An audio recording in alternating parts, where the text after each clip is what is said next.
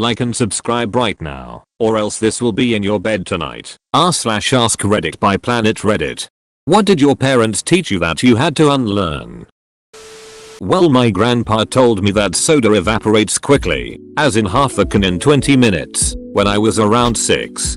Took me like 10 years to realize he's been drinking my soda when my back is turned. I always drank my soda fast when outside or in hot places because of it. That's really funny. I bet he had a good chuckle to himself every time he did it. Wanting anything is selfish. Edit. I'm glad I wasn't the only one. Hope you all have a beautiful night. Learning to undo this train of thought is the greatest feat of my life. It's still hard for me to attempt for first place in any form of competition.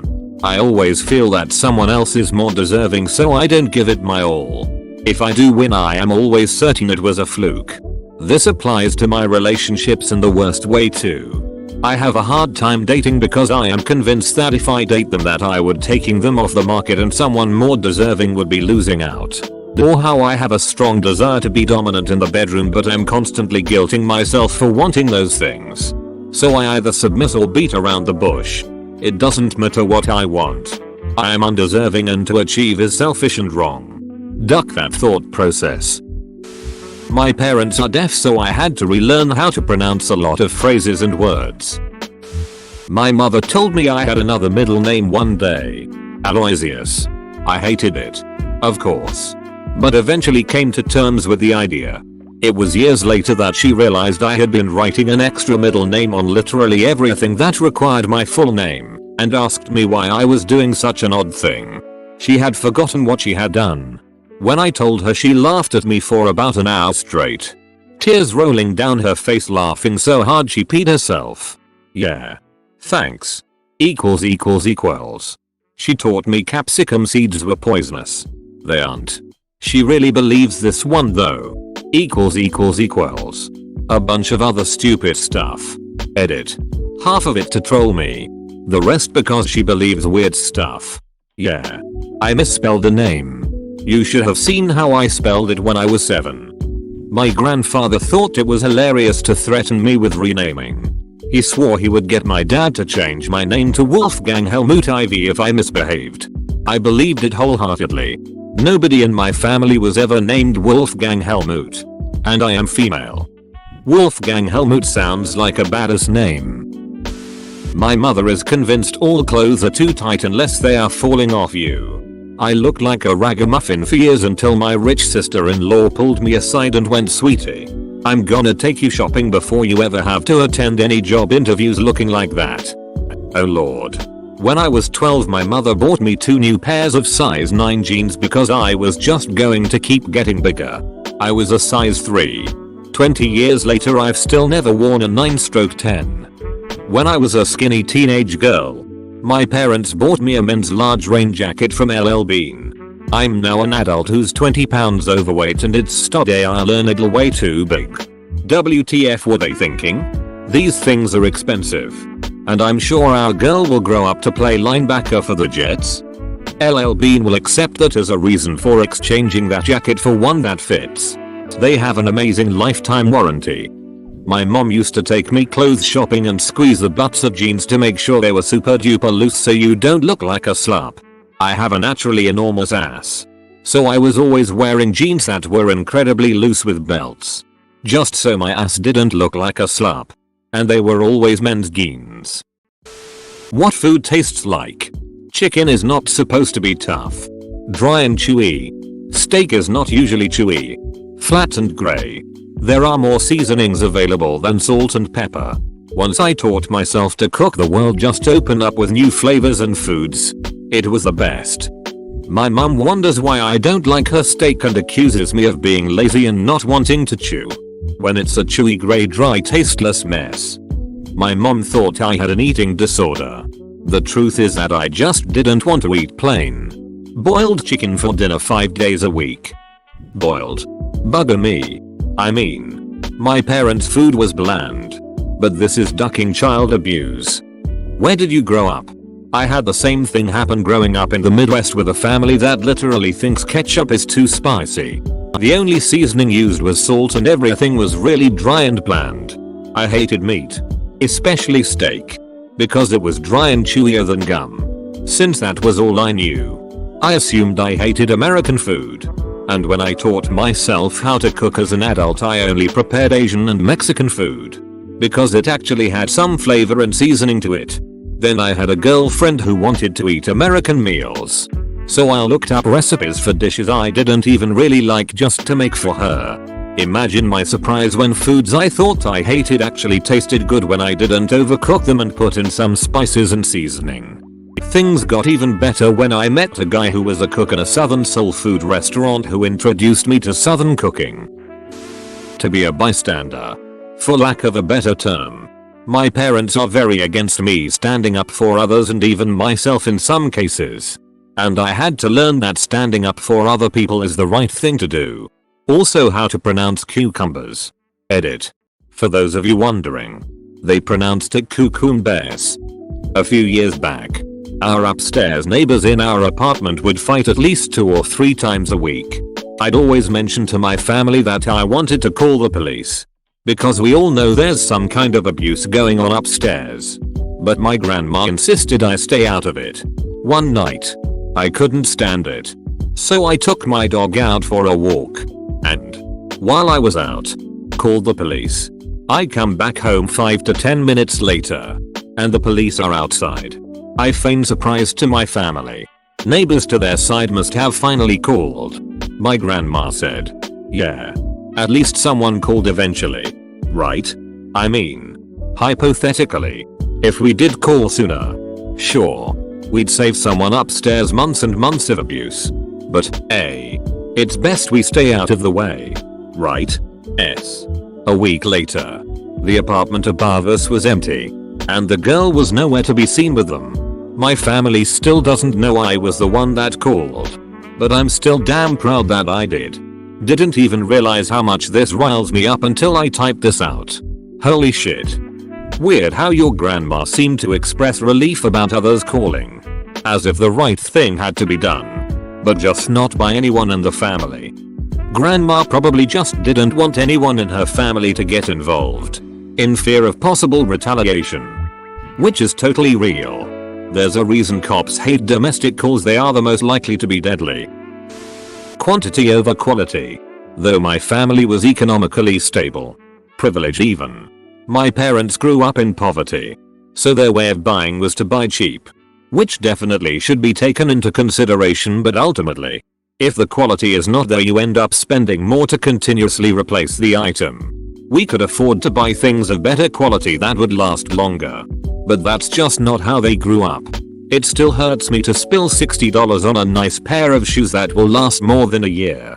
But I have since learned that I would much rather spend this $60 one time. Rather than getting 3 pairs of $20 crappy no brand shoes that hurt my feet and fall apart every few months. I remember getting my first job and saving my money for an expensive pair of shoes and nice clothes for school. My parents were livid that I spent good money on overpriced crap and didn't care how I looked or that I spent my own money to buy what I liked. I asked them what should I have bought. They said I should have bought cheaper clothes and shoes. I knew that I had to buy better quality.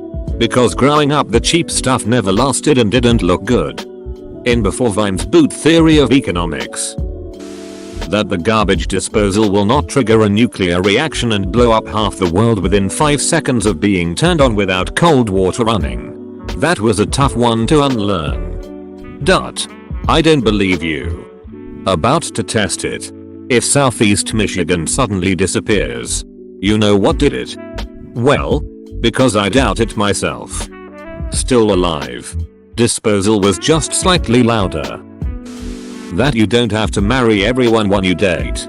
My mom was married 7 times and taught us that you never left anyone. No matter if they were horrible to you. Took all your money and treated your kids like shit. And that you could fix them if you married them. It took me moving out and talking with other people that is not normal and people break up all the time. Luckily I never married any of those guys.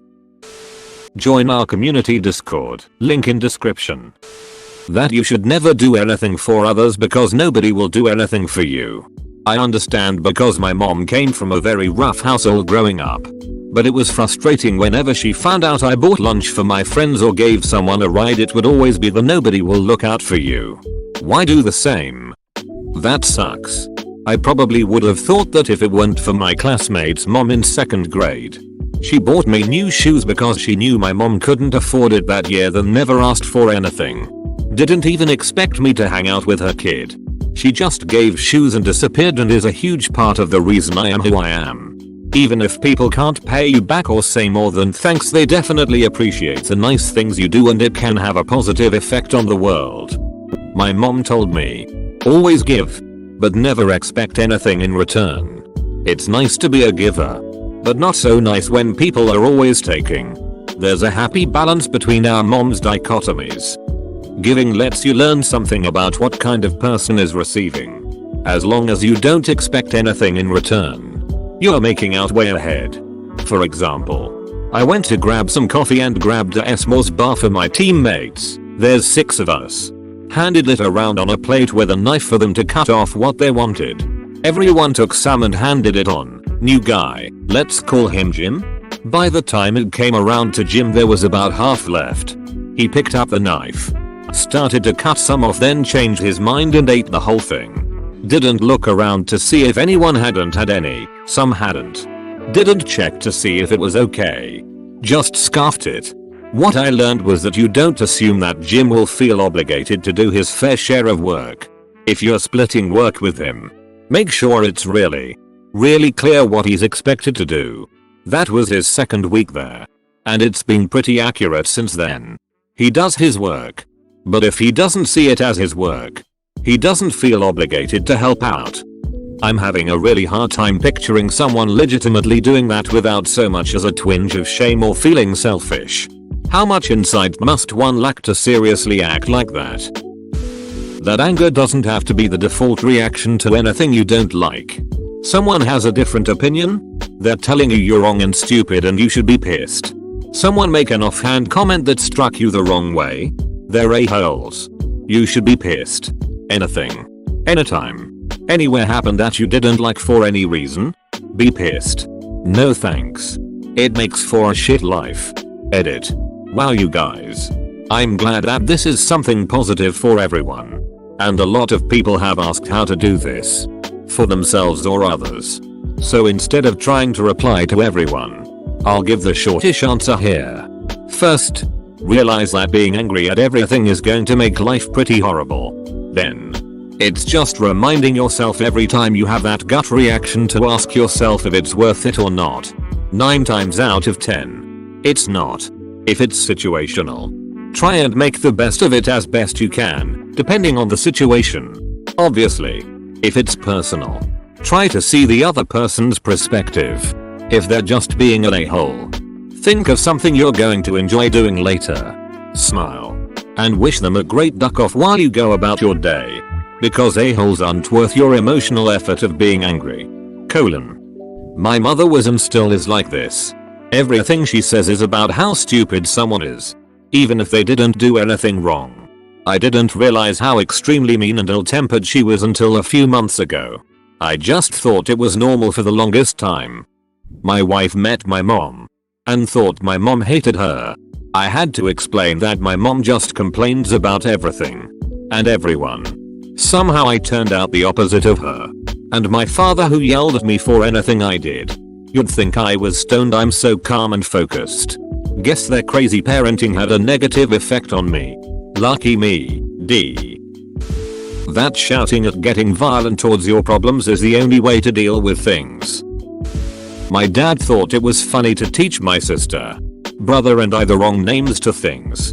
Sister confuses plates and bowls, brother confuses forks and spoons. I get confused with beetroot and capsicum. I get it right most of the time now. Edit. I haven't seen Dogtooth. Never heard of it until today. Yes, I'm Aussie. Dad wasn't abusive. It was a funny prank on his children. I still love him. We trained him wrong. As a joke. How about my nuts to your fist style? My friend referred to Parmesan cheese as sprinkle cheese until he was well into his teens because of his mom. That stuff in the jar isn't really Parmesan. So you might as well call it sprinkle cheese. My mom is obsessively clean. It took me a couple years into my marriage to stop cleaning to her standards. I am not a dirty person, but I don't have a fit about a little dust on the baseboards. She should see my carpet right now. I've been sewing. There is scraps and threads all over. She twitch. My mom is a semi-hoarder. So I would consider you lucky. Ugh. Isn't it awful being a child of a hoarder? I'm not at all a hoarder myself, but I do feel like it's a struggle to keep things clean and organized because of how I grew up. God yes. I've got the itch. Though. The worst part. For me. Is that my mom's type of hoarding is sensible. Garbage is garbage and gets thrown away. But broken things aren't always garbage. All that cool rustic looking furniture you see on Etsy and shit.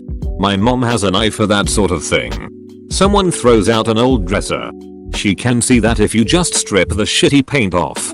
Fix the broken slide, cheap as shit to do. And slap a sealant on it.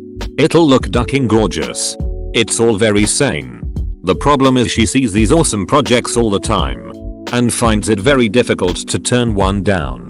Combined with her mediocre health. Plus her many other interests. They don't get done. And pile up. My sister and I have the same eye. And it's hard. You see all this awesome shit you know you can do. But then you have to stop and think, okay. I see what I want to do. Do I have room? Do I have time? Do I have the money? Do I have the energy? And if you fail any of those, you have to let it go. Or it piles up. Fortunately, my sister's husband will throw it out if it sits for too long. And I periodically go through all my shit and downsize. So neither of us has the piles and pathways in our homes. Oh man. My parents keep almost everything free, cheap, or that you could possibly reuse, and they don't care about anything being ugly. Those big yogurt containers. Baby food jars, where do they even get them? They don't even buy baby food. Twist ties. They'll got to the dollar store and spend $60 to $100. Oh, and my dad used to travel for work and still has a box full of 13-plus-year-old unused mini shampoos and soaps. I have to really make a conscious effort to not keep everything just because it might be useful one day. Cooking chicken. Until college. I thought the chicken was supposed to be dry. I hated it. My buddy cooked me chicken parmesan and it was the best chicken I ever had. My mom is paranoid and overcooks the hell out of everything to make sure it's safe. Wasn't until I dated someone who cooked with a thermometer that I realized that meat doesn't have to taste like cardboard. I bought my mom an instant read thermometer and have tried to get her to use it. But she can't shake that feeling of it's not done enough unless it's been cooked twice as long as it should be. Bonus. She also hates cooking because it takes so long. For example, 30 meters to grill a steak. For example, 30 meters to grill a steak. This was painful to read. It's even more painful to eat. At that point, why spend money on steak when you can just eat the charcoal instead? That just because someone is older than me doesn't mean they know more than me. Yes, it's true I don't have as much experience or knowledge about things in the world, but it is possible for me to know something that someone who is older than me doesn't know. My dad always used the "I'm older / wiser / more experienced" line if I said something, a fact or piece of information that he didn't agree with or think was true. It made me feel a little insecure about what I know and if what I know is right or not. My mom taught me that I had to respect my elders even if they were possibly wrong because they were older and wiser. My dad on the other hand sat me down one day and said, "Son, people are ducking stupid. Just because they are older doesn't mean they know shit from apple butter. I don't care how old they are. If they don't know their ass from a hole in the ground, it's okay to call them a dumbass. You're going to run into people who are smarter than you. But you're also going to run into people who will make you wonder just how in the hell they managed to not drown themselves while taking a piss in the morning. You can know a lot or you can't know a little. A smart man knows that he doesn't know everything. He also knows the value of common sense. Your father has a way with words. My mother believes mothers are the absolute authority because she's a mother. With being older and more wise. Doesn't understand why I fight with her on topics frequently. Though she was 18Y when she had my older brother, and even though she preaches safe driving. Every time I'm in the car with her, she'll refuse to wear the seatbelt and will clip it behind her so the beeping sound will turn off. It sounds like she spent her entire life being wrong. And for once had people in her life who didn't know more than she did, infants. So she's clinging desperately onto that ability to say dumb shit and not be called out on it. That Emperor Nazi Goring built the Great Wall of China to keep the rabbits out. That I'm not done eating until the plate is clear. I remember dining with this very traditional Italian family. My plate was never empty because they kept giving me more without me saying anything. If that were the rule, I'd still be eating with that family 20 years later. Finishing your plate is a sign that you want more food. If you don't want any more, leave a little bit. Oh. But don't expect them to stop feeding you quietly. Sometimes it's easier to just keep eating until Mimo starts falling asleep at the table. Italian food cooked by an Italian grandmother is so good that nature had to balance the experience by making you deal with an Italian grandmother to eat it. Thanks for watching. Subscribe for 3 videos a day.